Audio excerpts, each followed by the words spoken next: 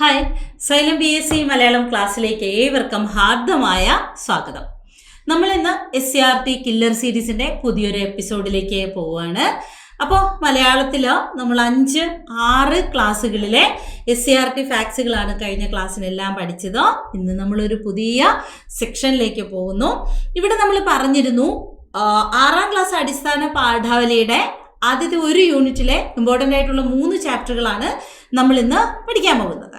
സച്ചിദാനന്ദനെയും Kadammanitta രാമകൃഷ്ണനെയും P. വത്സലയും ഒക്കെ പരിചയപ്പെടുത്തുന്ന ഈ ഒരു ചാപ്റ്ററിലേക്ക് ഏവർക്കും സ്വാഗതം. ഇതിൽ 20 ചോദ്യങ്ങളാണുള്ളത്.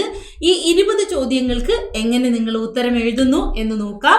തീർച്ചയായിട്ടും സാഹിത്യ സംബന്ധിയും അതുപോലെ തന്നെ വൊക്കാബുലറി കണ്ടന്റും ഒക്കെ അടങ്ങിയ 20 ചോദ്യങ്ങളാണ്. എല്ലാവരും പേപ്പറും പേനയും ഒക്കെ എടുത്തിട്ട് തയ്യാറാക്കിയിരുന്നോളൂ. ആദ്യത്തെ ഓരോ സ്ലൈഡുകളും പറഞ്ഞു തന്നെയാണ് പോകുന്നത്. അപ്പോൾ ആൻസർ എഴുതിയിട്ട് പിന്നെ അതിൻ്റെ എക്സ്പ്ലനേഷനിലേക്ക് വരാം. അപ്പം നോക്കിയാൽ മതി ആൻസർ ഫസ്റ്റ് ഓരോ സ്ലൈഡുകളിൽ നിന്നുകൊണ്ടുള്ള മാർക്ക്, അല്ലാതെ ടോട്ടൽ നമുക്ക് ഫുൾ ക്ലാസ് കഴിഞ്ഞതിന് ശേഷം മാർക്കിലേക്ക് വരുന്നതിനേക്കാളും ഓരോ സ്ലൈഡിൽ നിങ്ങൾക്ക് എത്ര മാർക്ക് കിട്ടിയെന്ന് നോക്കണേ. നോക്കണേ. ഒന്നാമത്തെ ചോദ്യം, കേരളത്തിൻ്റെ നാടോടി സംസ്കാരത്തെയും പടയണി പോലെയുള്ള നാടൻ കലാരൂപങ്ങളെയും സന്നിവേശിപ്പിച്ച് ചൊൽക്കാഴ്ച എന്ന രചനാശൈലി സ്വീകരിച്ച കവി ആര് എന്നുള്ളതാണ് ആദ്യ ചോദ്യം.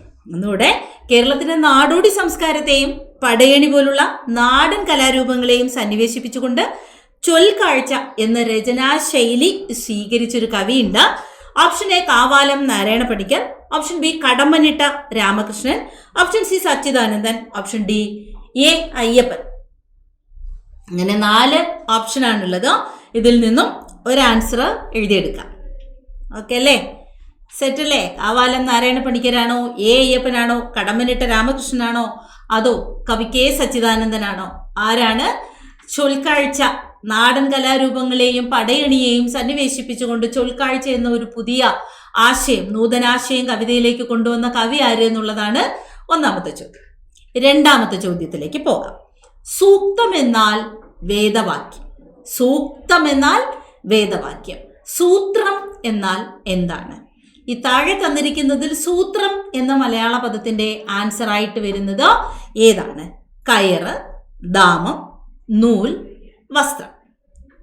കയറാണോ, ദാമമാണോ, നൂലാണോ, വസ്ത്രമാണോ? ഇതിലേതാണ് സൂത്രം എന്ന പദത്തിന്റെ അർത്ഥമായി വരുന്നത്? അങ്ങനെ നമ്മൾ 2 ചോദ്യങ്ങൾ പൂർത്തിയാക്കിയിരിക്കുന്നു. ഇനി നമുക്കിതിൻ്റെ ആൻസറിലേക്ക് പോകാം. ഒന്നാമത്തെ ചൊൽക്കാഴ്ച വെരി ഈസി ചോദ്യം, ഉത്തരവൊക്കെ ആയിരുന്നു. കടമ്പനിട്ട രാമകൃഷ്ണൻ. അപ്പം കടമ്പനിട്ട രാമകൃഷ്ണൻ്റെ ഏറ്റവും പ്രധാനപ്പെട്ട ഒരു രീതി, അല്ലെങ്കിൽ നമുക്ക് SCRT ഫാക്ട്സ് എന്ന് പറയുന്നത് പടയണി ഗ്രാമം സൃഷ്ടിച്ചു എന്നുള്ളതാണ് അല്ലേ? പത്തനംതിട്ട ജില്ലയിലെ പടയണി ഗ്രാമം എന്ന കൺസെപ്റ്റ് കൊണ്ടുവന്നത് ദ്രാവിഡ പാരമ്പര്യത്തിന്റെ കവി എന്നറിയപ്പെടുന്ന കടമ്പനിട്ട രാമകൃഷ്ണനാണ്. ദ്രാവിഡ പാരമ്പര്യത്തിന്റെ കവി എന്നാണ് ഇദ്ദേഹത്തെ വിളിക്കുന്നത്. കുറത്തി, കോഴി, പുരുഷ സൂക്തം തുടങ്ങി ധാരാളം കവിതകൾ കടമ്പനിട്ട രാമകൃഷ്ണൻ്റെതായിട്ട് ഉണ്ട്. അപ്പോൾ അദ്ദേഹത്തിനെ ദ്രാവിഡ പാരമ്പര്യത്തിന്റെ കവി എന്നാണ് വിളിക്കുന്നത്. കവിതയിൽ ഒരു മിശ്രതാളം കൊണ്ടുവന്നുകൊണ്ട് ചൊൽക്കാഴ്ച എന്ന കൺസെപ്റ്റിന് രൂപം കൊടുത്തത് ആരായിരുന്നു? കടമ്പനിട്ട രാമകൃഷ്ണൻ. പക്ഷെ തനത് നാടകശൈലി നാടകത്തിലേക്ക് ആവാഹിച്ച ആളായിരുന്നു കാവാലം നാരായണ പണിക്കർ അല്ലേ? അവനവൻ കടമ്പ, ദൈവത്താർ, കരിങ്കുട്ടി തുടങ്ങിയ നാടകങ്ങളിലൂടെ തനത് നാടക ശൈലി നാടക ലോകത്തിന് പരിചയപ്പെടുത്തിയ ആളായിരുന്നു കാവാലം നാരായണ പണിക്കർ. പക്ഷെ കടമ്പനിട്ടയെ സംബന്ധിച്ചിടത്തോളം കവിതയിൽ ക്ലാസിക് പാരമ്പര്യം വിട്ടുകൊണ്ട്, കാൽപ്പനിക ഭാവങ്ങൾ വിട്ടുകൊണ്ട് ഗോത്ര സംസ്കൃതികളുടെയും ഗോത്ര സംസ്കാരത്തിന്റെയും സന്നിവേശം കവിതയിൽ ആവാഹിച്ച കവിയായിരുന്നു കടമ്പനിട്ട രാമകൃഷ്ണൻ. ഓക്കെ അല്ലേ? അപ്പൊ കടമ്പനിട്ടയെ കുറിച്ച് പറയുവാണെങ്കിൽ നോക്കൂ, കുറത്തിയുണ്ട, കോഴിയുണ്ട. പ്രശസ്തമായ 2 PYQ ചോദ്യങ്ങൾ തന്നെയാണ് ആവർത്തിച്ച് ചോദിച്ചിട്ടുള്ളതാണ് കുറത്തിയിലെ വരികളും കോഴിയിലെ വരികളും. 2 ഇമ്പോർട്ടൻറ്റ് മെസ്സേജസ് തരുന്ന കവിതകൾ തന്നെയായിരുന്നു. അപ്പോൾ കുറത്തിയാണെങ്കിൽ നോക്കാം നമുക്ക്. നിങ്ങളെൻ്റെ കറുത്ത മക്കളെ ചുട്ടുതിന്നുന്നു, നിങ്ങളവരുടെ നിറഞ്ഞ കണ്ണുകൾ ചൂഞ്ഞെടുക്കുന്നു, നിങ്ങൾ ഞങ്ങളുടെ കുഴിമാടം കുളം തോണ്ടുന്നു, നിങ്ങളോർക്കുക നിങ്ങളെങ്ങനെ നിങ്ങളായെന്ന്, നിങ്ങളോർക്കുക നിങ്ങളെങ്ങനെ നിങ്ങളായെന്ന്. കുറത്തി എന്ന കവിതയിലെ ഏറ്റവും പ്രശസ്തമായ വരികളാണിത്. കടമ്മനിട്ട രാമകൃഷ്ണന്റെ. പാർശ്വവൽക്കരിക്കപ്പെടുന്ന ഗോത്ര സംസ്കൃതിയുടെ ദയനീയമായ മുഖം വ്യക്തമാക്കുന്ന, എന്നാൽ ചടുലതാളത്തോടെ തന്നെ മിശ്രതാള രൂപത്തിൽ, ചോൽക്കാഴ്ച രൂപത്തിൽ അവതരിപ്പിച്ചിരിക്കുന്ന ഒരു കവിതയാണ് കടമ്മനിട്ടയുടെ കുറത്തി. കുറത്തി പ്രീവിയസ് ക്വസ്റ്റ്യൻ, നിങ്ങൾ ഓർക്കുക നിങ്ങൾ എങ്ങനെ നിങ്ങളായെന്ന്, നിങ്ങൾ ഓർക്കുക നിങ്ങൾ എങ്ങനെ നിങ്ങളായെന്ന്, ഈ വരികൾ പ്രീവിയസ് ഇയർ ക്വസ്റ്റ്യൻ ആയിരുന്നു. ഇനി നമുക്ക് കോഴിയിലേക്ക് വരാം. തള്ള കോഴി പറഞ്ഞു തുടങ്ങി കൊക്കോ കൊക്കോ കൊക്കോ, കുഞ്ഞേ തുള്ളാൻ നേരമില്ലിപ്പോൾ, കാഞ്ഞ വെയിലത്ത് കാലുപൊള്ളുമ്പോൾ, എന്നും എൻ്റെ ചിറകിൻ്റെ കീഴിൽ നിന്നു നിന്റെ വയറു നിറയ്ക്കാം, എന്നു തോന്നുന്ന തോന്നലു വേണ്ട, അമ്മ കോഴി പറഞ്ഞു തുടങ്ങി കൊക്കോ കൊക്കോ കൊക്കോ. ഇത് കോഴി എന്ന് പറയുന്ന കവിതയിലെ വരികളാണ്.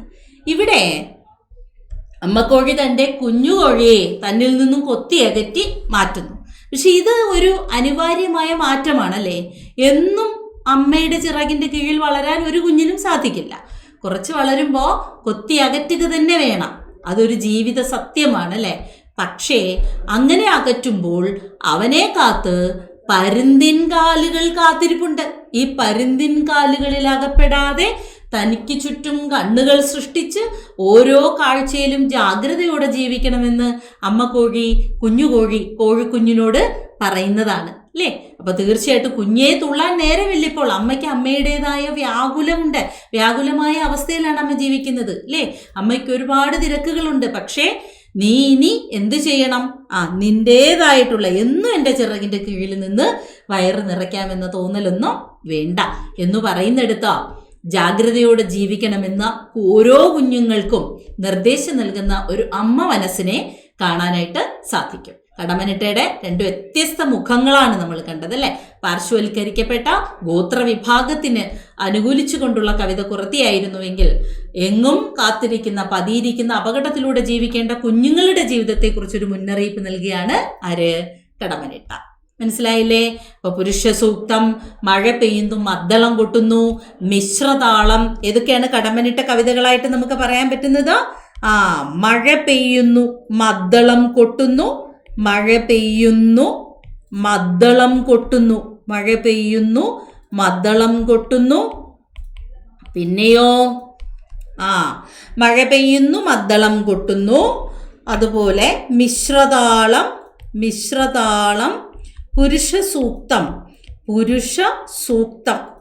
സൂക്തം തുടങ്ങിയവയൊക്കെ ഇദ്ദേഹത്തിൻ്റെ പ്രശസ്തമായ കവിതകളാണ്. ഓക്കെ അല്ലേ? അപ്പോൾ കുറത്തി, കോഴി,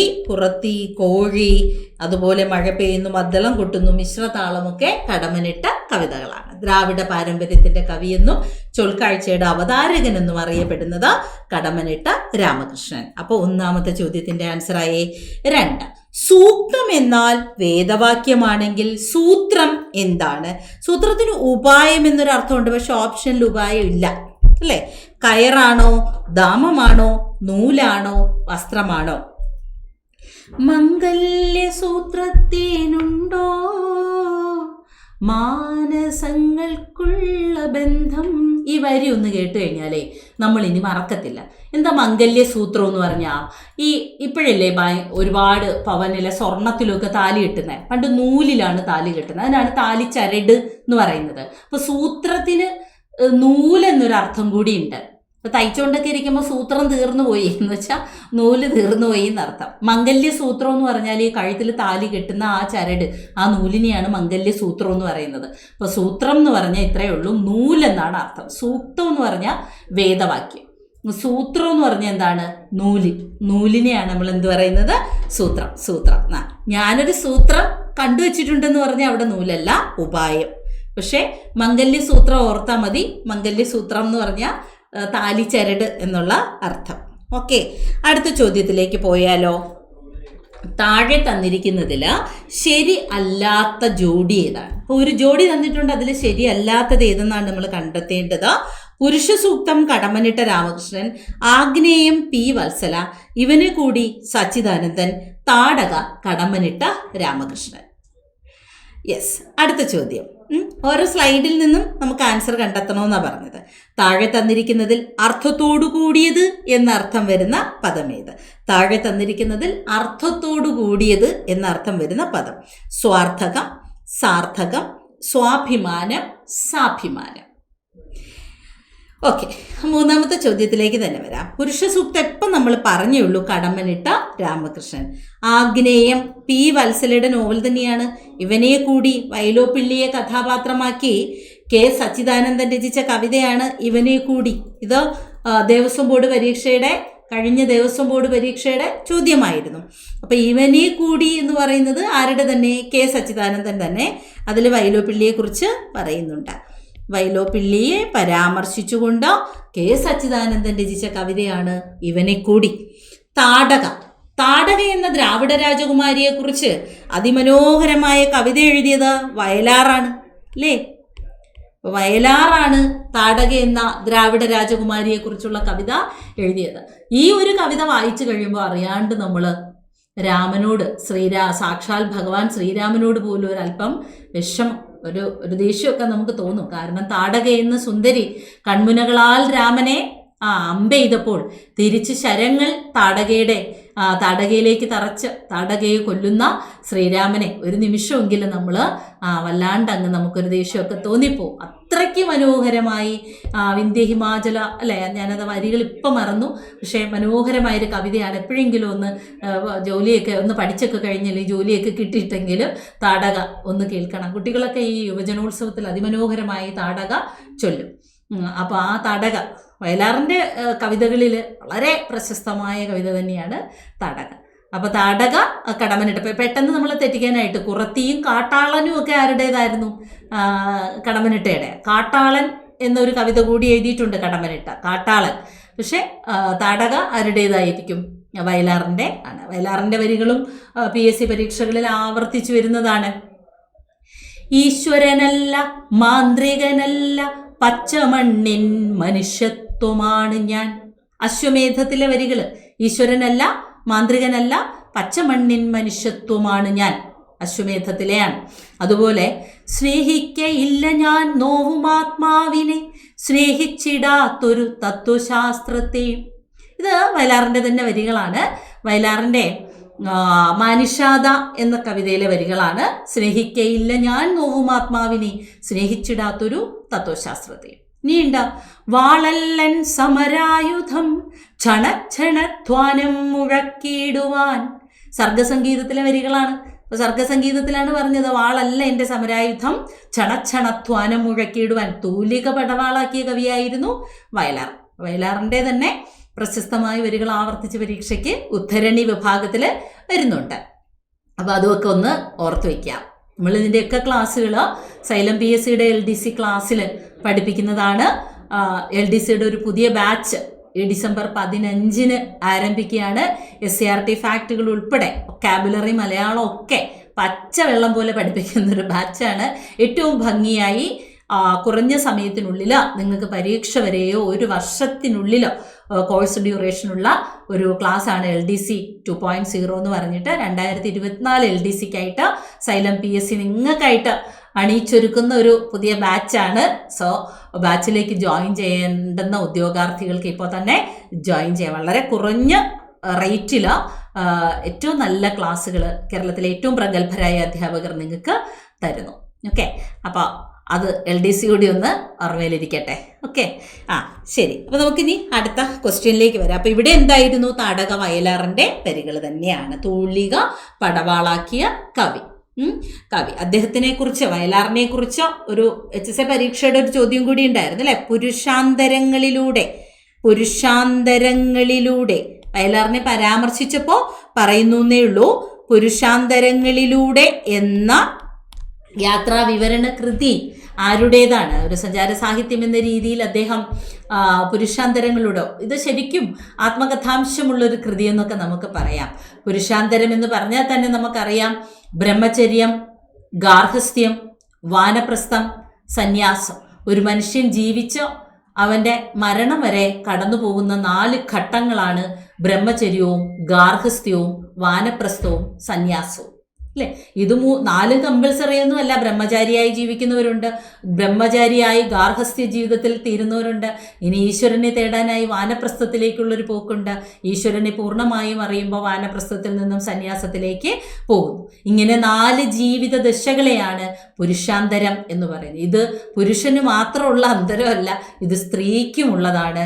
ഒരു മനുഷ്യൻ ഭൂമിയിൽ ജനിക്കുമ്പോൾ ആണായാലും പെണ്ണായാലും പുരുഷാന്തരങ്ങളിലൂടെ കടന്നു പോകുന്നു. ബ്രഹ്മചര്യ, ഗാർഹസ്ഥ്യ, വാനപ്രസ്ഥ, ഈ സന്യാസം, ഈ 4 ഘട്ടങ്ങളെയാണ് പുരുഷാന്തരം എന്ന് പറയുന്നത്. ഇതെന്തിനാ പറഞ്ഞതെന്ന് വെച്ചാൽ, പുരുഷാന്തരം എന്നാൽ ജീവിതഘട്ടമാണ്. എന്നാൽ പുരുഷാരം എന്നാൽ എന്താണ് എന്ന് ചോദിച്ചാൽ, പുരുഷാരം എന്നാൽ ആൾക്കൂട്ടം എന്നാണ് അർത്ഥം. പൂരപ്പറമ്പിലെ പുരുഷാരം എന്ന് പറഞ്ഞാൽ എന്താണ്? ആൾക്കൂട്ടം. ഇനി ബിവറേജിൻ്റെ നടയിലെ പുരുഷാരം എന്ന് പറഞ്ഞാൽ അത് തന്നെ. എവിടെ ആൾക്കൂട്ടം കണ്ടാലും കല്യാണത്തിന് നല്ല പുരുഷാരം എന്ന് പറഞ്ഞാൽ എന്താ? നല്ല ആൾക്കൂട്ടം, തിക്കിതിരക്ക് എന്നുള്ള അർത്ഥത്തിൽ. ഇപ്പോൾ പുരുഷാന്തരവും പുരുഷാരവും ഇനി മാറിപ്പോയില്ലല്ലോ. ഓക്കെ അല്ലേ? ഇനി താഴെ തന്നിരിക്കുന്നതിൽ അർത്ഥത്തോടു കൂടിയത് എന്ന അർത്ഥം വരുന്ന പദമേത്? അർത്ഥത്തോടു കൂടിയത് സ്വാർത്ഥകം, സാർത്ഥകം, സ്വാഭിമാനം, സാഭിമാനം. സാർത്ഥകം തന്നെയാണ്. ഇപ്പം ചില കുട്ടികളുടെ പേര് മനീഷ എന്നായിരിക്കും. മനീഷ എന്നാൽ അർത്ഥം ബുദ്ധി എന്നാണ് അല്ലേ? അപ്പോൾ ശരിക്കും മനീഷിണി എന്നോ മനീഷ എന്നോ ഒക്കെ പേരിടുമ്പം ആ കുട്ടി നന്നായിട്ട് പഠിക്കുമെങ്കിൽ ഞാൻ പറയും, ഓ നിന്റെ പേര് നീ സാർത്ഥകമാക്കിയല്ലോ. സാർത്ഥകം എന്ന് പറഞ്ഞാൽ അർത്ഥമുള്ളതാക്കി മാറ്റിയല്ലോ എന്ന് പറയും. മനീഷ എന്ന് പേരും ഒന്നും പഠിക്കാതെ ഇരുന്നാൽ പറയും, യോ പേരിനെ നിരർത്ഥകമാക്കി കളഞ്ഞല്ലോ. അപ്പോൾ സാർത്ഥകം എന്നതിൻ്റെ നേരെ വിപരീതമാണ് നിരർത്ഥകം. ഒരർത്ഥവും ഇല്ലാത്തത് നിരർത്ഥകം. അർത്ഥം ഒന്നുമില്ലെങ്കിൽ നമ്മൾ പറയും എന്താ? നിരർത്ഥകമായി പോയി എന്നല്ലേ? നിരർത്ഥകം. സാർത്ഥകം അർത്ഥമുള്ളത്, നിരർത്ഥകമോ ഒരർത്ഥവും ഇല്ലാത്തത്. ഓക്കെ അല്ലേ? ഇനി സ്വാഭിമാനം എന്ന് പറഞ്ഞാൽ നമുക്ക് നമ്മളിൽ ഇഷ്ടപ്പെടുന്ന കാര്യങ്ങളിൽ തോന്നുന്ന ഇത് സെൽഫ് റെസ്പെക്റ്റ്. നമ്മൾ പറയല്ലേ സെൽഫ് റെസ്പെക്റ്റ്. ആ ഒരു സെൽഫ് റെസ്പെക്റ്റ് എന്ന് പറഞ്ഞാൽ സെൽഫ് എസ്റ്റീം എന്നും സെൽഫ് റെസ്പെക്റ്റ് എന്നൊക്കെ പറയത്തില്ലേ, അത് സ്വാഭിമാനം. നമ്മൾ രാവിലെ എണീറ്റ് കണ്ണാടിയിൽ നോക്കിയിട്ട് എന്താ പറയുക? രാവിലെ ഉറക്കം എണീറ്റ് ജസ്റ്റ് നമ്മൾ കിടക്കുന്ന ബെഡ്റൂമിൽ ഒരു അലമാര ഉണ്ടാവും, അതിൽ ചിലപ്പോൾ ഒരു കണ്ണാടി ഉണ്ടാവില്ലേ? കണ്ണാടിയിൽ നോക്കിയിട്ട് എന്ത് പറയും? അങ്ങനെ പറയോ? ഇല്ല. കണ്ണാടി നോക്കിയിട്ട് നമ്മൾ പറയും, ഷോ മിടുക്കി, ഷോ മിടുക്കൻ, ആള് കൊള്ളാമല്ലോ, അങ്ങനെ എന്ന് പറഞ്ഞാൽ നമ്മൾ ഈ ലോകത്തിനെ മുഴുവൻ അപ്രീഷിയേറ്റ് ചെയ്യും, നമ്മൾ അപ്രീഷിയേറ്റ് ചെയ്യാതിരിക്കുകയും ചെയ്യുന്നിടത്താണ് ഏറ്റവും വലിയ പ്രശ്നം അല്ലേ? അതാണ് സ്വാഭിമാനം. സെൽഫ് കോൺഫിഡൻസ്, അല്ലെങ്കിൽ സെൽഫ് കോൺഫിഡൻസ് അല്ല, സെൽഫ് റെസ്പെക്റ്റ് അല്ലേ? അപ്പോൾ അങ്ങനെ നമുക്ക് നമ്മളെ ബഹുമാനവും സ്നേഹവും ഇല്ലെങ്കിൽ പിന്നെ നമ്മൾ എങ്ങനെ ലോകത്തെ സ്നേഹിക്കും? അതാണല്ലോ, നമുക്ക് ലോകത്തെ സ്നേഹിക്കാൻ നമ്മൾ എന്ത് ചെയ്യണം? നമ്മളെ ആദ്യം സ്നേഹിക്കണ്ടേ? അതാണ് സ്വാഭിമാനം വേണ്ടേ? അത് തന്നെ. ഇനിയുള്ളത് സാഭിമാനമാണ്.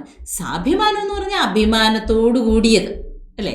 അപ്പോൾ സ്വയം തോന്നുന്ന അഭിമാനം സ്വാഭിമാനവും, അഭിമാനത്തോടു കൂടിയത് സാഭിമാനവും. അങ്ങനെ സാഭിമാനം നമ്മളെ ഒന്ന് പുകഴ്ത്തിയിട്ടൊക്കെ ഒന്ന് പഠിച്ചു നോക്കി. അതെ, ഇതിപ്പോൾ എന്താ നേരം വെളുത്തെണീറ്റിന് എന്നെ ഒന്നിനും കൊള്ളത്തില്ല, ഞാൻ എന്തിനു ജീവിക്കുന്നതോ, ഇങ്ങനെയൊക്കെ പറഞ്ഞാൽ പിന്നെ എന്ത് ചെയ്യാൻ പറ്റും? അതുകൊണ്ട് സ്വാഭിമാനത്തോടു കൂടി സ്വാഭിമാനം കാത്തു സൂക്ഷിക്കണം. സ്വാഭിമാനം വിത്ത് റെസ്പെക്റ്റ്, സ്വാഭിമാനം സെൽഫ് റെസ്പെക്റ്റ്. അങ്ങനെ മനസ്സിലാക്കിയാൽ മതി. ഒറ്റ പദത്തിൽ ചെറിയൊരു വേരിയേഷൻ ഉള്ളത് കൊണ്ട് മാറിപ്പോവാൻ ചാൻസ് ഉണ്ട്. അഭിമാനത്തോടു കൂടിയത് സാഭിമാനം, സ്വയം തോന്നുന്ന അഭിമാനം സ്വാഭിമാനം. സെറ്റായില്ലേ? ഓക്കെ, ഇനി അടുത്ത ചോദ്യത്തിലേക്ക് വരാം. ഒക്ടോവിയ പാസിൻ്റെ സൺസ്റ്റോൺ എന്ന കൃതിയുടെ വിവർത്തനം കടമ്മനിട്ട രാമകൃഷ്ണൻ നിർവഹിച്ചിരിക്കുന്നത് ഏത് പേരിലാണ്? ഒക്ടോവിയ പാസിൻ്റെ സൺസ്റ്റോൺ എന്ന് പറയുന്ന ഒരു കൃതിയുണ്ട്, കവിതയുണ്ട്. അതിനെ കടമ്മനിട്ട രാമകൃഷ്ണൻ വിവർത്തനം ചെയ്തിട്ടുണ്ട്. ഏത് പേരിലാണ്? സൂര്യശില, അരുണശില, ഉദയശില, സൂര്യകല്ല്. നമ്മൾ ഈ വിവർത്തനത്തിൻ്റെ പേര് കിട്ടിയില്ലെങ്കിൽ ഇതിൽ പിടിച്ചങ്ങ് കയറും. ഏതറ്റം വരെ വേണമെങ്കിലും നമ്മൾ ട്രാൻസ്ലേറ്റ് ചെയ്ത് കളയും പേരിനെ. അപ്പോൾ ഇതിൽ നിന്നും അരുണശിലയാണോ ഉദയശിലയാണോ, ഇനിയിപ്പോൾ ഒരു പടി കൂടി കിടന്ന് സൂര്യകല്ലാണോ സൂര്യശിലയാണോ എന്ന് നിശ്ചയിക്കൂ. അടുത്തത്, നിൽക്കുമോമനെ സന്ധ്യ ഏത്? നിൽക്കുമോമനെ, എൻ മുന്നിൽ ഇങ്ങനെ നിൽക്കുമോമനെ. ഓമനെ, ഓമനെ എന്ന് പറഞ്ഞാൽ സോഫ്റ്റായിട്ട് സ്വീറ്റായിട്ട് മൈ ഡാർലിംഗ് എന്ന് വിളിക്കുന്നതിന് ഇംഗ്ലീഷിൽ പിന്നെന്താ, ഇംഗ്ലീഷിൽ ഡാർലിംഗ് എന്ന് വിളിക്കാം. മലയാളത്തിൽ വരുമ്പോൾ ഓമനെ എന്നല്ലേ വിളിക്കാൻ പറ്റൂ. ലളിതേ, ലളിതയെന്നും വിളിക്കും. മഞ്ഞത്തിച്ചി പൂങ്കുല പോലെ മഞ്ചിമ വിടരും പുലർകാലെ നിന്നു ലളിതേ നീ എൻ മുന്നിൽ നിർവൃതി തൻപൊൻ കതിർ പോലെ. അതിൽ ലളിത എന്താ? അവളുടെ പേരാണോ? അല്ലല്ലോ. മൈ ഡാർലിംഗ് എന്ന് ഇംഗ്ലീഷ് വിളിക്കാം. അത് ഫാരിസാറിനൊക്കെ, അവർക്ക് ഇംഗ്ലീഷുകാർക്കാവാം. പക്ഷെ നമുക്ക് ലളിത, ഓമന തുടങ്ങിയ പദപ്രയോഗങ്ങളുണ്ട്.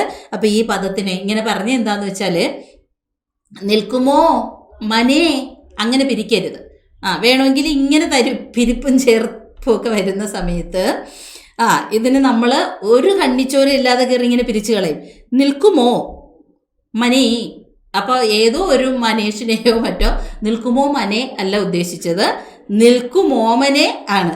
നിൽക്കുമോമനെ. അപ്പോൾ അതൊന്ന് പിരിക്കണേ. ഏതോ ഒരു സിനിമയിലാണെന്ന് തോന്നുന്നു. ഒരു സംശയം ചോദിക്കുന്നു ജഗതിയോട്. പച്ചക്കദളി കുലകൾക്കിടക്കിടെ മെച്ചത്തിൽ നന്നായി പഴുത്ത പഴങ്ങളും. കല്യാണ സൗഗന്ധികമാണ് കുഞ്ചൻ നമ്പ്യാരുടെ.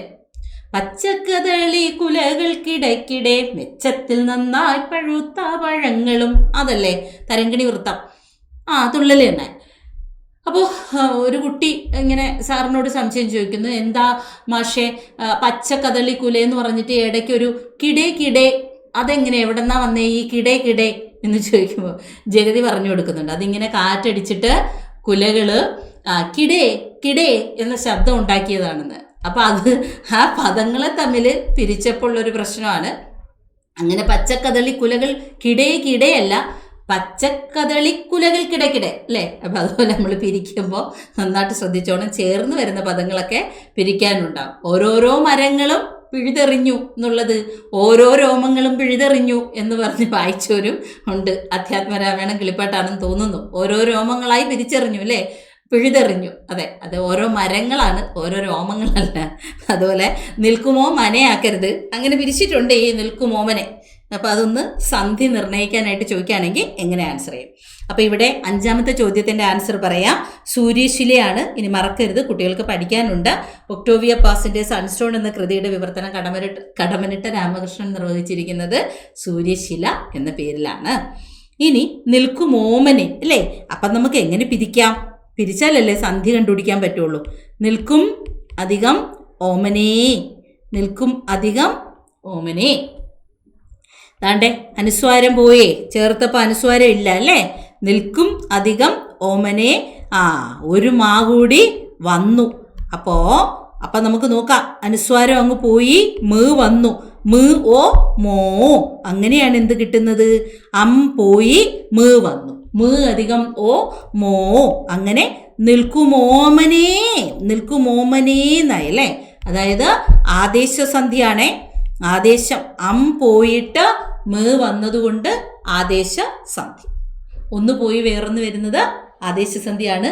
ഇനി ആദേശസന്ധി അറിഞ്ഞുകൂടാത്തവർ സൈലം PSCയുടെ യൂട്യൂബ് ചാനലിലേക്ക് പോയിട്ട് അവിടെ ഇനി ആദേശസന്ധി പഠിക്കാം എന്ന് പറഞ്ഞിട്ടൊരു യൂട്യൂബ് ക്ലാസ്, ഫ്രീ ക്ലാസ് ഇട്ടിട്ടുണ്ട്. അത് പോയിട്ട് ജസ്റ്റ് ഒന്ന് കാണുക. ഓക്കെ. ഇനി 7ാമത്തെ ചോദ്യത്തിലേക്ക് വരുന്നു. വിശപ്പെരിയുന്ന വയറുമായി കാട്ടുകിഴങ്ങുകൾ തേടി നടക്കുന്ന നിശബ്ദ ജീവികൾ. മനുഷ്യരായതുകൊണ്ട് അവരും വനാന്തരങ്ങളിൽ പണിപ്പെട്ട് ജീവിത സൗധങ്ങൾ പടുത്തുയർത്തുന്നു. ബ്രഹ്മഗിരിയെ തഴുകിയെത്തുന്ന കോടക്കാറ്റിൽ അവ ഇളകി വീണ് ഉടഞ്ഞു ചിതറുന്നു. മല്ലന്റെയും മാരയുടെയും സ്വപ്നം പോലെ. ഏത് നോവലിലെ വരികളാണിത്? ഇത് ഏത് നോവലിലെ വരികളാണ്? അപ്പോൾ ഇവിടെ പ്രത്യക്ഷത്തിൽ മല്ലനും മാരയും ഏത് നോവലിലെ കഥാപാത്രമാണെന്ന് ചോദിക്കുന്നില്ല. മറിച്ച് ഇങ്ങനെയൊരു നോവലിലെ ഉദ്ധരണി തന്നിട്ട് മല്ലന്റെയും മാരയുടെയും സ്വപ്നമാണെന്ന് സൂചന തന്നിട്ട് ചോദിക്കുന്നു ഇത് ഏത് നോവലിലെ കഥാപാത്രം. അപ്പോൾ ഒരു ഉദ്യോഗാർത്ഥി മല്ലനും മാരയും ഏത് നോവലിലെ കഥാപാത്രമാണ് എന്നുള്ളൊരു ലോജിക്ക് മനസ്സിലേക്ക് കൊണ്ടുവരണം. നെല്ലാണോ, പേമ്പിയാണോ, കൂമങ്കൊല്ലിയാണോ, ആഗ്നേയമാണോ? 4 P വത്സലയുടെ നോവലുകളാണ്. നിഴലുറങ്ങുന്ന വഴികൾ P വത്സല.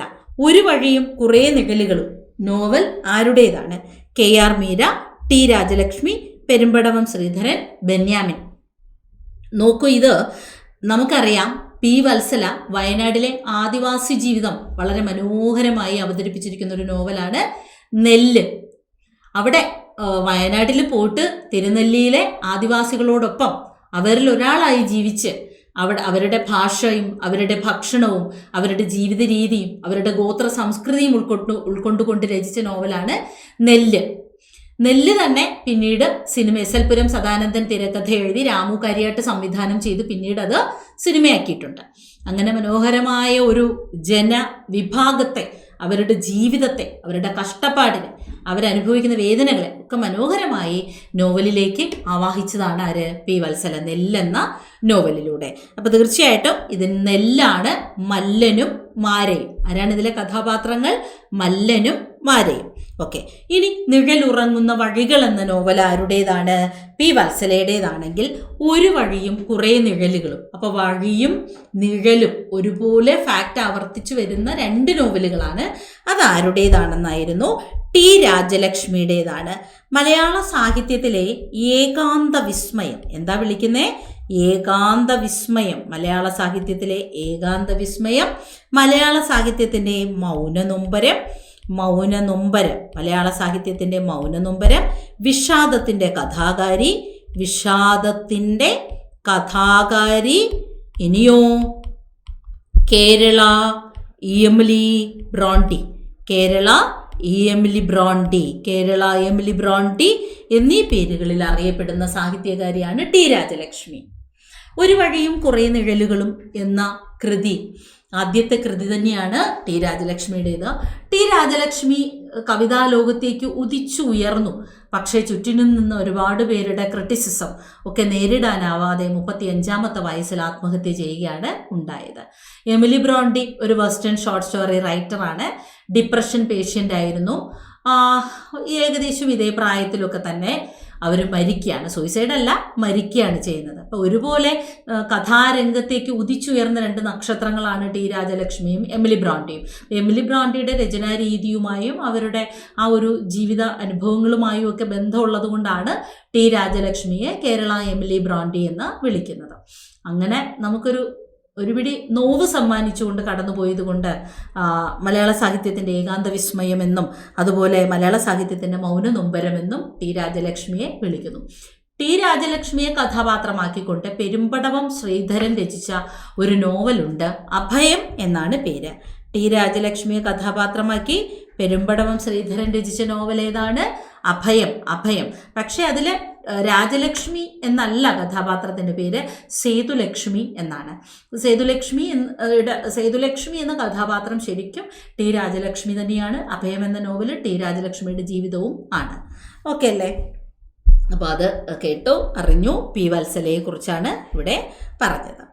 പി വത്സലയ്ക്ക് എഴുത്തച്ഛൻ പുരസ്കാരം ലഭിച്ച വർഷമേത്? കറണ്ട് അഫെയറുമായിട്ട് ബന്ധപ്പെട്ട് പി വത്സല നമ്മെ വിട്ടുപിരിഞ്ഞത് ഈ വർഷമാണ്. അപ്പം അത് സാറാ തോമസും പി വത്സലയും വെരി ഇമ്പോർട്ടൻറ്റ് ഫാക്ട്സ് ആണ് PSCയെ സംബന്ധിച്ച്. കാരണം ഒരു ക്വസ്റ്റ്യൻ നമുക്ക് സാഹിത്യ മേഖലയിൽ നിന്ന് പ്രതീക്ഷിക്കാം. പഠിച്ചോണേ, ഒരു സ്ലൈഡാക്കി തന്നെ ഒരു യൂട്യൂബ് ക്ലാസ് വേണമെങ്കിലും ഇവരെ കുറിച്ചൊക്കെ ചെയ്യാം. പി വത്സലയെ കുറിച്ചും ഇപ്പോൾ മൺമറഞ്ഞ അല്ലെങ്കിൽ ഇപ്പോൾ നമ്മളെ വിട്ടുപോയ പ്രശസ്ത സാഹിത്യകാരി സാറാ തോമസും പി വത്സലയും കുറിച്ച് ഒരു വീഡിയോ, ഒരു കുഞ്ഞു വീഡിയോ യൂട്യൂബിൽ ചെയ്യാം. പി വത്സലയ്ക്ക് എഴുത്തച്ഛൻ പുരസ്കാരം ലഭിച്ച വർഷം ഏത് എന്നാണ് ക്വസ്റ്റ്യൻ. 2020. അയ്യോ, ആൻസർ എഴുതിയില്ല അല്ലേ? സാരമില്ല, എഴുതാനുള്ള സമയം ഞാൻ നന്നായിരുന്നു, അപ്പോൾ എഴുതണം, അത് തന്നെ. ഇനി കെ സച്ചിദാനന്ദന് എഴുത്തച്ഛൻ പുരസ്കാരം ലഭിച്ച വർഷം. കെ സച്ചിദാനന്ദന് എഴുത്തച്ഛൻ പുരസ്കാരം ലഭിച്ച വർഷം 2017. അപ്പോൾ കെ സച്ചിദാനന്ദന് 2017 ആയിരുന്നു. അടുത്ത ക്വസ്റ്റ്യൻ ഇതാണ്. പല ലോകം പല കാലം ആരുടെ കൃതിയാണ്? പല ലോകം പല കാലം ആരുടെ? ഇതൊരു യാത്രാവിവരണമാണ്. പല ലോകം പല കാലം ആരുടേതാണെന്നാണ് കെ സച്ചിദാനന്ദൻ്റെ. പി അല്ല, കെ സച്ചിദാനന്ദൻ്റെയാണ് പല ലോകം പല കാലം കെ സച്ചിദാനന്ദൻ. നിലവിലെ കേരള സാഹിത്യ അക്കാദമിയുടെ പ്രസിഡന്റാണ് കെ സച്ചിദാനന്ദൻ. കേരള സാഹിത്യ അക്കാദമിയുടെ നിലവിലെ പ്രസിഡന്റ് കൂടിയാണ്. സാക്ഷ്യങ്ങൾ, പിന്നെ പല ലോകം പല കാലം, ഇവനെ കൂടി ഒക്കെ കെ സച്ചിദാനന്ദൻ്റെ കൃതികളാണ്. ഓക്കെ, ഇനി 12ാമത്തെ ചോദ്യത്തിലേക്ക് വരുന്നു. 12, 13, 14 ഒരു സ്ലൈഡിൽ തന്നെയാണ്. അപ്പോൾ ഇതിന് ആൻസർ ചെയ്യാൻ നോക്കൂ. ജീവനിൽ കൊതിയുള്ളവൻ ഒറ്റപ്പദം ഏതാണ്? ജീവാംശു, പ്രാണാംശു, പ്രിയാസു, പ്രിയാംശു. ജീവനിൽ കൊതിയുള്ളവൻ ഒറ്റപ്പദം. ജീവാംശു, പ്രാണാംശു, പ്രിയാസു, പ്രിയാംശു. അടുത്തത് നിന്നയോട് കൂടിയവൻ ഒറ്റപ്പദം ഏതാണ്? അവഗീതൻ, കൃതജ്ഞൻ, കൃതാർത്ഥൻ, അവശീതൻ. ഓക്കെ, തന്നിരിക്കുന്ന ചിഹ്നത്തിൻ്റെ പേരെന്താണ് എന്നുള്ളതാണ്. ഇപ്പം ചിഹ്നം ദേ ഇതാണ്. ഓക്കെ, കണ്ടോ ചിഹ്നം? കണ്ടേ? ഇംഗ്ലീഷിൽ ഇതിനെ കോളൻ എന്നാണ് പറയുന്നത്. വിക്ഷേപിണി, ഭിത്തിക, അല്പവിരാമം, പൂർണ്ണവിരാമം. തന്നിരിക്കുന്ന ചിഹ്നത്തിൻ്റെ പേരെന്ത്? ഇങ്ങനെ 3 ചോദ്യങ്ങളാണ് ഇതിനകത്ത് പറഞ്ഞത്. ജീവനിൽ കൊതിയുള്ളവൻ ഒറ്റപ്പദം പ്രിയാസുവാണ്. പെട്ടെന്ന് നമ്മൾ കേൾക്കുമ്പോൾ ജീവാംശു എന്നോ പ്രാണാംശു എന്നോ പ്രിയാംശു എന്നോ ഒക്കെ തോന്നും. പ്രിയാസു, അത്രയേ ഉള്ളൂ. പ്രിയാസു എന്ന് പറഞ്ഞാൽ ജീവനിൽ കൊതിയുള്ളവൻ. എല്ലാവരും പ്രിയാസുക്കളാണേ. ഇനി നിന്നയോട് കൂടിയവനോ അവഗീതനാണ്. എന്താണ്? അവഗീതൻ. അവഗീതൻ. തന്നിരിക്കുന്ന ചിഹ്നത്തിൻ്റെ പേരെന്ന് പറയുന്നത് വിക്ഷേപിണി അല്ല. വിക്ഷേപിണി എക്സ്ക്ലമേഷൻ മാർക്കാണ്. അല്പവിരാമം എന്താണ്? അല്പവിരാമം കോമയാണ്. കോമയാണ് നമ്മൾ അല്പവിരാമം എന്നും അങ്കുശം എന്നൊക്കെ പറയുന്നത്. പൂർണ്ണവിരാമം എന്താണ്? ഫുൾ സ്റ്റോപ്പാണ്. ഫുൾ സ്റ്റോപ്പ് ബിന്ദു എന്നും പൂർണ്ണവിരാമം എന്നും പറയും. ഭിത്തികയാണ് ആൻസർ. അപ്പോൾ കോളനെയാണ് നമ്മൾ എന്ത് പറയുന്നത്? ഭിത്തിക എന്ന് പറയുന്നത്. ഓക്കെ അല്ലേ? യെസ്. വളരെ പഴയത്. ശരിയായ ഒറ്റപ്പദം കണ്ടെത്തിക്കേ. വളരെ പഴയത്. ഐതിഹാസികം, പ്രാക്തനം, പൗരാണികം, ആർഷം. ഇതെല്ലാം തന്നെ ഒറ്റപ്പദമാണ്. അതുകൊണ്ട് തന്നെ നമുക്കിത് വെച്ചിട്ട് ഒന്ന് ആൻസറിലേക്ക് പോകണം. സോ ആ ഒരു മീനിങ് കിട്ടുമെന്ന് വെച്ച് പെട്ടെന്ന് ഒറ്റപ്പദത്തിൻ്റെ ആൻസറിലേക്ക് പോകരുത്. താഴെ കൊടുത്തിരിക്കുന്നതിൽ കഠിനം എന്ന പദത്തിന് വിപരീതമായി വരാവുന്നത് ലളിതം, മൃദു, കർക്കശം, ദൃഢം. അപ്പോൾ അതിൽ സ്റ്റേറ്റ്മെൻറ്റ് മോഡൽ പോലെയാണ്. Option A 1, 2, option B 3, 4, option C 4 മാത്രം, ഓപ്ഷൻ ഡി എല്ലാം എന്നായിരുന്നു ഓപ്ഷൻസ്. ഫസ്റ്റ് വൺ നമുക്ക് ഒറ്റപ്പദത്തിലേക്ക് വരാം. ഇതിഹാസത്തെ സംബന്ധിച്ചതാണ് ഐതിഹാസികം. അപ്പോൾ എങ്ങനെയാണ് നമ്മൾ ഒറ്റപ്പദം എടുക്കുന്നത്? അതിനെ ഒന്ന് വ്യസ്തപദമാക്കും അല്ലേ? ഒന്ന് ഘടകപദങ്ങളാക്കി നോക്കണം, വിഗ്രഹിച്ചു നോക്കണം. ഇതിഹാസത്തെ സംബന്ധിച്ചത് ഐതിഹാസികം, പുരാണത്തെ സംബന്ധിച്ചതോ പൗരാണികം, ഋഷിയെ സംബന്ധിക്കുന്നതോ ആർഷം. അപ്പോൾ പിന്നെ വളരെ പഴയതെന്ന അർത്ഥത്തിൽ ഉപയോഗിക്കുന്നത് പ്രാക്തനമാണ്. പെട്ടെന്ന് പൗരാണികമാണ് നമ്മൾ തെറ്റിദ്ധരിക്കും അല്ലേ? പൗരാണികമല്ല. പുരാണത്തെ സംബന്ധിക്കുന്നതാണ് പൗരാണികം, ഇതിഹാസത്തെ സംബന്ധിക്കുന്നത് ഐതിഹാസികം, ഋഷിയെ സംബന്ധിക്കുന്നത് ആർഷം. ഇനി ഋഷിമാരാൽ പറയപ്പെട്ടതിന് ഒരൊറ്റപ്പദമുണ്ട്, ഋഷിപ്രോക്തം. ഇത് പറയും ഋഷിപ്രോക്തം. അപ്പം വേദങ്ങളും പുരാണങ്ങളും ഒക്കെ ഋഷിപ്രോക്തമാണെന്ന് പറയും. ഋഷികളാൽ പറയപ്പെട്ടതോ ഋഷികളാൽ വിരചിക്കപ്പെട്ടതോ പറയപ്പെട്ടതെന്നോ എഴുതപ്പെട്ടതെന്നോ ഒക്കെ പറയാം. ഋഷിപ്രോക്തം എന്ന പദം പഠിച്ചോണേ. ഋഷികളെ സംബന്ധിക്കുന്നത്, ഋഷിയെ സംബന്ധിക്കുന്നത് ആർഷം. പറയില്ലേ ആർഷഭാരത സംസ്കാരം എന്നൊക്കെ. ഋഷികളാൽ ഋഷിയെ സംബന്ധിക്കുന്നത് എന്തോ അത് ആർഷം. ഋഷികളാൽ പറയപ്പെട്ടാൽ എന്തായി മാറും? ഋഷിപ്രോക്തം ആവും. ഋഷിപ്രോക്തം. ഇനി താഴെ കൊടുത്തിരിക്കുന്നതിൽ കഠിനമാണ് അല്ലേ ചോദിച്ചത്. കഠിനത്തിന് നമുക്ക് ലളിതം പറയാൻ പറ്റില്ല. കാരണം നമുക്ക് ലളിതം പറയാം. പക്ഷേ കറക്റ്റ് ലളിതത്തിൻ്റെ വിപരീതം എന്ന് പറയുന്നത് സങ്കീർണമാണേ. സിമ്പിൾ ആൻഡ് കോംപ്ലിക്കേറ്റഡ് എന്നുള്ള അർത്ഥത്തിൽ ലളിതം വന്നാൽ ശരിക്കും വരേണ്ട സങ്കീർണമാണ്. ഒരു ണായിട്ടാലും ശരി തന്നെ. ഇനി അത് ഓർത്ത് തല പുകയ്ക്കരുത്. ലിപി പരിഷ്കരണം ഇതുവരെയും നമുക്ക് ആപ്ലിക്കബിൾ ആയിട്ടില്ല. ലിപി പരിഷ്കരണം അനുസരിച്ച് ഒരു ണായാലും മതി സങ്കീർണം എന്നുള്ളതിൽ. പക്ഷെ ഇവിടെ നമ്മൾ 2 ണ ഇട്ടിട്ടുണ്ട്. അപ്പം ലളിതം സങ്കീർണമാണ്. ഇനി മൃദു ആണെങ്കിൽ കഠിനം തന്നെയാണ്. മൃദു, കഠിനം. ഇനിയോ കർക്കശം ഇല്ല. ദൃഢമാണെങ്കിലോ ശിഥിലം. കർക്കശം എന്നുള്ളതൊരു പദം തന്നെയാണ്. കർക്കശം വളരെ ടഫായിട്ടുള്ളത് എന്നുള്ള അർത്ഥത്തിൽ നമ്മൾ കർക്കശ സ്വഭാവക്കാരൻ എന്നൊക്കെ പറയത്തില്ലേ? അത്രയേ ഉള്ളൂ കേട്ടോ. ദൃഢമാണെങ്കിൽ ശിഥിലം. അപ്പം നമുക്കിവിടെ നോക്കാമേ. ഇത് ശരിയായേ? അല്ല, അപ്പം ദൃഢം ശിഥിലമേ വരൂ. അപ്പം മൃദുവും ലളിതവും കൊടുക്കാം. 1ഉം 2ഉം. Option A. അപ്പോൾ മൃദുവിന് കഠിനം പറയാം. ലളിതം സങ്കീർണമാണെങ്കിൽ കൂടി പരീക്ഷ ലളിതമായിരുന്നു, പരീക്ഷ കഠിനമായിരുന്നു നമ്മൾ പറയാറുണ്ട് അല്ലേ? അപ്പം അതുകൊണ്ട് എന്നാൽ ശരിക്കും ഓപ്ഷനിൽ ലളിതം തരുമ്പോൾ കഠിനം എന്ന പദം ഇല്ലെങ്കിൽ സങ്കീർണം തന്നെ ചൂസ് ചെയ്യണം. 2ഉം പറയാൻ പറ്റും എന്നേ ഉള്ളൂ. സന്ധി നിർണ്ണയിക്കുക മരക്കലം. അപ്പം മരക്കലം എന്ന് പറയുന്നിടത്ത് ലോപം, ആഗമം, ദ്വിത്വം, ആദേശം. കുറച്ചു പേരെങ്കിലും മരം അധികം കലം എന്ന് എഴുതും. തെറ്റാണ്. മര അധികം കലം എന്ന് എന്ത് ചെയ്താൽ മതി? പിരിച്ചാൽ മതി. കാരണം ഇവിടെ അനുസ്വാരം വരും എങ്കിൽ, അനുസ്വാരം പൂർവ്വപദത്തിൽ അനുസ്വാരം വന്നാൽ എന്തായി മാറും? ഉത്തരപദത്തിലെ കായോടൊപ്പം ങ് എന്ന അനുനാസികം മാത്രമേ വരൂ. അപ്പൊ അനുനാസികം വന്നിട്ടുണ്ടെങ്കിൽ അത് ചേർത്ത് എഴുതുമ്പോൾ മരങ്കലം എന്നല്ലേ വരുള്ളൂ. അപ്പൊ മരങ്കലം വരൂല. മരകലം, മരക്കലം അല്ലേ? അതുപോലെ കൊമ്പ്, മര അധികം കൊമ്പ് എന്തായി മാറും? മരക്കൊമ്പ് ആയി മാറും. കാരണം മരം അധികം കൊമ്പ് എന്ന് നമ്മൾ പിരിച്ചാൽ ആ കായുടെ അനുനാസിക അക്ഷരമായ ങ വന്ന് മരംകൊമ്പ് എന്നേ വരുള്ളൂ.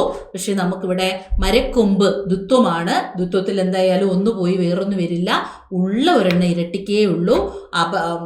ഉത്തരപദത്തിൻ്റെ ആദ്യം കിടക്കുന്ന കാ ഇരട്ടിച്ച് ഇക്കയാവും. അതുകൊണ്ടാണ് കഴിഞ്ഞൊരു പരീക്ഷയ്ക്ക് മരക്കൊമ്പ് പിരിക്കാൻ പറഞ്ഞപ്പോൾ മരം കൊമ്പ് എന്നുള്ളത് ആൻസർ ആകാതെ മര കൊമ്പ് എന്നായത്.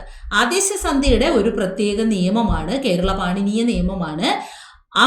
അനുസ്വാരം പോയാൽ വർഗാക്ഷരങ്ങളായ ക, ച തുടങ്ങിയവ വരുമ്പോൾ ക എന്നത് അനുസ്വാരം പോയിട്ടാണ് വരുന്നത്. അനുസ്വാരം എന്ന് പറഞ്ഞാൽ അമ്മടയാളമേ. അമ്മടയാളം പോവുകയാണെങ്കിൽ പിന്നെ കായുടെ അനുനാസികമായ ങ വന്ന് കയറാനേ പറ്റൂ. ങയും കായും ഇത് ചേരുമ്പോൾ ഇങ്കയാവും. ഇപ്പം നമുക്ക് വേണമെങ്കിൽ മരംകൊത്തി പറയാം. മരംകൊത്തി ആണെങ്കിൽ മരം അധികം മരംകൊത്തി എന്ന് എഴുതുമ്പോൾ ശ്രദ്ധിച്ചോണം, ഞാൻ എഴുതുന്നത് മരം കൊത്തി എന്ന് തന്നെ നമ്മൾ ചേർത്ത് എഴുതാറുണ്ട്. പക്ഷെ ഞാനിവിടെ ആൻസറിന് വേണ്ടി മരംകൊത്തി എന്ന് എഴുതുകയാണ്. മരംകുത്തി ആണെങ്കിൽ അനുസ്വാരം പോകുന്നു, ഇവിടെ ങ് വരുന്നു, ങ് ക എന്താവുന്നു? ഇങ്കയാവുന്നു. മരംകുത്തി. അപ്പോൾ അത് ആദേശസന്ധിയിലേക്ക് പോകും. പക്ഷെ മര അധികം കലം മരക്കലമേ ആവുള്ളൂ, മരങ്കലം ആവൂല. മനസ്സിലായില്ലേ? മരംചാടി, മരം അധികം ചാടി. ച എന്ന വർഗാക്ഷരത്തിന്റെ അനുനാസികമാണ് ഞ. അപ്പം ഞായും ചായും ചേർന്ന് ഇഞ്ചയായി. മരം ചാടി. ഓക്കെ, മര ചാടി എന്ന് പിരിക്കണ്ട, മരം ചാടി എന്ന് പിരിച്ചാൽ മതി. കാരണം ഇപ്പോഴും അനുനാസികം വന്ന് അപ്പുറത്തുള്ള ആ അക്ഷരം, അതായത് ഉത്തരപദത്തിലെ ആദ്യത്തെ വർഗാക്ഷരമായ ചായോടൊപ്പം ചേരുമ്പോൾ ഇഞ്ചയാവും, കായോടൊപ്പം ചേർന്നാൽ ഇങ്കയാവും. അപ്പം അങ്ങനെ ഇക്ക ഇച്ചായൊക്കെ വരികയാണെങ്കിൽ എന്ത് ചെയ്യണം? അനുസ്വാരം ഇട്ട് പിരിക്കരുത്. മര അധികം കൊമ്പ് മരക്കൊമ്പ്, അതുപോലെ മര അധികം കലം മരക്കലം, അതുപോലെ പിന്നെ ഇങ്ങനെ പിരിച്ചാൽ മതി. മനസ്സിലായില്ലേ? അപ്പം ഇവിടെ ആൻസർ ദ്വിത്വമായിരുന്നു. ഇനി കൂട്ടത്തിൽ പെടാത്തത് കണ്ടെത്താനാ. പയസ്സ, പ്രാണതം, ഉദകം, സൂനം. പയസ്സ വെള്ളം, പാല്, രണ്ടർത്ഥമുണ്ട്. പ്രാണതം വെള്ളം, ഉദകം വെള്ളം തന്നെ. സൂനമോ പൂവ്. സൂനം പൂവ്. സൂനും സാനു സൂനും. നല്ല രസമുണ്ട് അല്ലേ പറഞ്ഞു പഠിക്കാനായിട്ട്. സാനു സൂനു സൂനം. സാനു താഴ്വര. ഹിമാലയ സാനുക്കളിൽ പോയി എന്നൊക്കെ, ഹിമാലയ സാനുക്കളിൽ തപസ്സിരുന്നു എന്നൊക്കെ പറയത്തില്ലേ.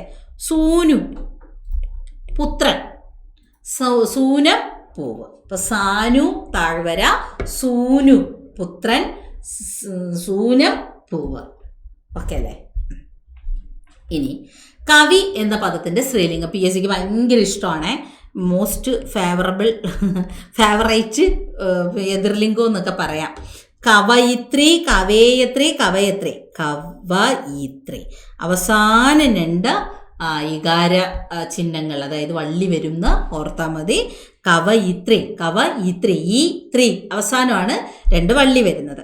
ശരിയായ പദം എഴുതുക. PYQ തന്നെ. ഐച്ഛികം, ഐച്ഛികം, ഐച്ഛിക, ഐച്ഛികം. എൻ്റെ ഇഷ്ടത്തിനല്ല, അച്ഛൻ്റെ ഇഷ്ടത്തിനാണ് മലയാളം ഞാൻ ഐച്ഛിക വിഷയമായി എടുത്തത്. കോഡ് അച്ഛൻ്റെ ഐച്ഛികം, അച്ഛൻ്റെ ഇച്ഛയ്ക്ക്. ഇച്ഛ, ഐച്ഛികം എന്ന പദത്തിൻ്റെ അർത്ഥം തന്നെ ഇച്ഛയ്ക്കനുസരിച്ച് അല്ലേ, താല്പര്യത്തിനനുസരിച്ച്. അപ്പം ഇച്ഛ, അച്ഛൻ, ഐച്ഛികം. അങ്ങനെ ഓർക്കുക. ലാസ്റ്റ് ക്വസ്റ്റ്യൻ നോക്കൂ. മഴ പെയ്യുന്നു, മദ്ദളം കൊട്ടുന്നു.